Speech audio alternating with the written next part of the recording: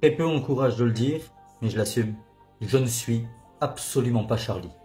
Alors que la Turquie vient d'être frappée par un séisme extrêmement violent qui a coûté la vie, et c'est un bilan provisoire, à plus de 10 000 personnes, avec plus de 40 000 blessés, voilà le dessin qu'a décidé de sortir hier Charlie Hebdo. Je veux bien qu'on nous parle de liberté d'expression, qu'on nous rabâche une fois encore qu'on a le droit de rire de tout, mais à un moment donné, il faut à minima respecter les défunts et les familles des défunts.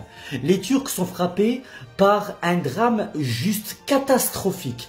Et on a ces bandes de tocards, excusez-moi du terme, qui ne trouvent rien de plus intelligent que de surfer sur cette catastrophe et de nous pondre ce genre de dessin profondément mal placé et malvenu.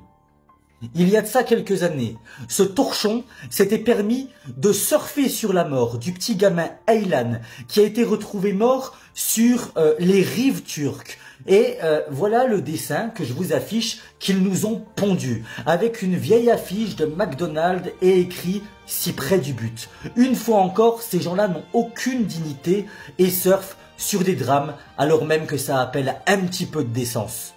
Alors oui, il y a un effet de mode et surtout un grand manque de courage de bien des personnalités politiques qui n'ont pas le cran d'assumer qu'ils ne sont pas Charlie face à ces dessins absolument ignobles. On le savait, ils ne sont absolument pas capables de respecter les vivants, mais on demande un petit peu de décence lorsque l'on parle de drame, lorsque l'on parle de vie perdue. Imaginez un seul instant, et je vais me permettre le propos polémique qui va tourner et qu'on va reprendre et déformer. Imaginez un seul instant qu'un tocard du même genre que ces dessinateurs ait osé, seulement osé, faire ce genre de dessin au lendemain de la tuerie de Charlie Hebdo pour se foutre de la gueule des dessinateurs qui ont été assassinés parce qu'ils ont utilisé leur stylo.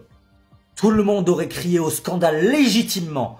Parce que oui, on ne plaisante pas sur des cadavres qui sont encore tièdes. Alors je le dis, oui Charlie Hebdo est un torchon. Oui, c'est bien dommage qu'il n'ait pas fait faillite alors qu'ils étaient à deux doigts de le faire, parce qu'à un moment donné, l'humour ne justifie pas tout, surtout lorsque l'on sait qu'on va blesser des gens dans leur chair, à un moment donné, un petit peu de dignité.